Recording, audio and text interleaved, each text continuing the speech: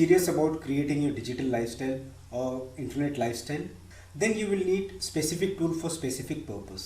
Honestly speaking, there are many tools available out there for every purpose. Like for whatever reason you need a tool, there are various alternatives or various options available. People usually get overwhelmed, they get confused, and they end up subscribing for or buying irrelevant tool, or the tool that is actually not giving them the solution that they're looking for. However, I have been the victim over there. I have been in this industry for 5 years. I used various tools. I spent a lot of money researching on them. I'm going to give you a systematic way to identify what tool is required and what tool you should subscribe for. So let's start with concepts. There are 3 concepts that you need to look into. The first concept is always go for the best. It is not necessary that the tool needs to be expensive. Ideally, it should be best in terms of performance.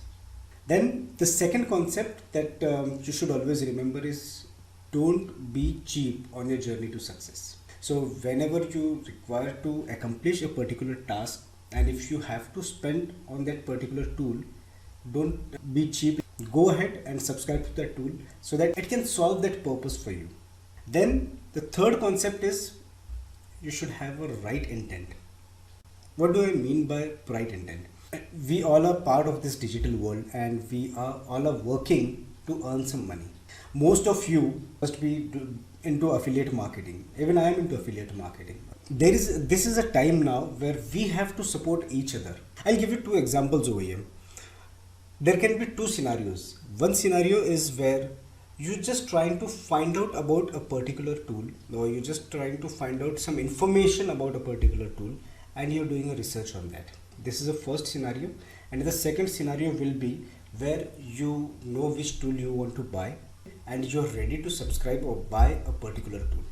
So let's consider the first scenario. The first scenario is, for example, if I'm doing some research and I'm searched for a particular thing on Google, and I will see the results on the Google page, on the search page.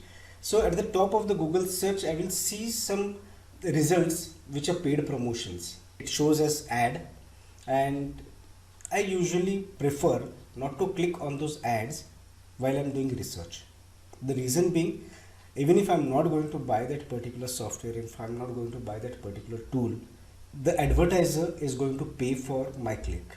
So I really don't want them to end up paying for just me researching for their product. So this is one scenario. The second scenario is when I want to buy a particular tool, when I'm clear about what I need to do, which tool I need to buy. In that case, if I have any affiliate link to buy that particular product, I will of course click on that affiliate link to buy that product. The reason being, even if I don't click on that affiliate link and I directly go to a particular website to buy that tool or subscribe to that tool, service provider will get the entire money and affiliate marketer is not going to earn. Remember this, every affiliate marketer takes effort to do research on the products and they give reviews. They have to compare various tools to see what exactly is the best option for their audience, and the effort that they're taking to educate their audience, that is the effort for which they are going to get paid for in returns as a commission. So what I mean to say, just have a right intention. If you're just doing a research, don't click on the paid ads on Google or Facebook, because people will pay for your research. Okay, so I don't want to happen that way. Another thing is, if you have any affiliate link and if you want to seriously buy a particular product, or if you want to subscribe to a particular tool, you can surely click on the affiliate link, and this is the right way to start your digital journey, because we have to support each other in regards to affiliate marketing. So in this digital world, the competition is increasing day by day, and the people with the right intention is going to survive and will be successful in future. So these are the 3 concepts that you should remember when we are going to talk about the tools in the coming session.